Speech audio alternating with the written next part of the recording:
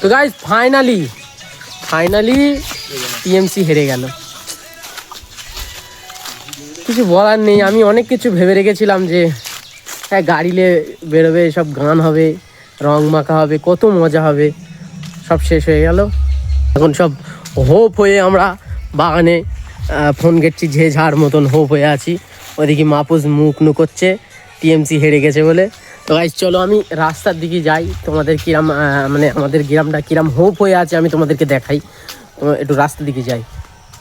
এ দেখো গাইস, এই যে তৃণমূল হেরে গেছে, এর ঝান্ডা সব গুটকে লাড্ডু করে দেওয়া হয়েছে। আর নি পুরো ফাঁকা গ্রাম, পুরো ফাঁকা। আর এই যে 2-4টে রয়েছে, এও ফাঁকা হয়ে যাবে গাইস। কিছু করার নেই, তো কিচ্ছু করার নেই। তো আমি তোমাদেরকে বলেছিলাম যে 2-4টে ফ্ল্যাগ রয়েছে টিএমসির, ওইটাও গায়েব হয়ে যাবে। তো এই দেখো গাইস, ছিঁড়ে ওই যে লাড্ডু করে দিয়েছে, এখানে নেই।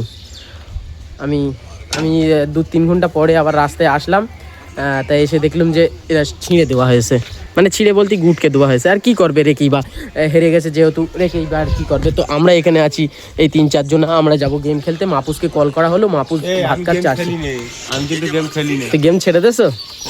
ও বাবা, কি ছাপড়ি গেম? কি ফ্রি ফায়ার?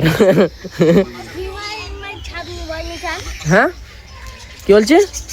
ফ্রি ফায়ার আগে খেলতুম, 1000 ডায়মন্ড নিচে সব ম্যান কিনিস। সব ম্যান কিনেছি? হ্যাঁ, তাও গেট করতে। তাই এই তুই ফ্রি ফায়ারে ছাপড়ি বলিস কেন? এটা বল, এটার বিচার কর আগে। কি করবি তুই?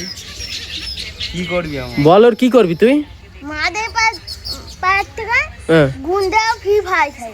ও আচ্ছা, সব ভয়। তুই এর কি করবি আগে বল।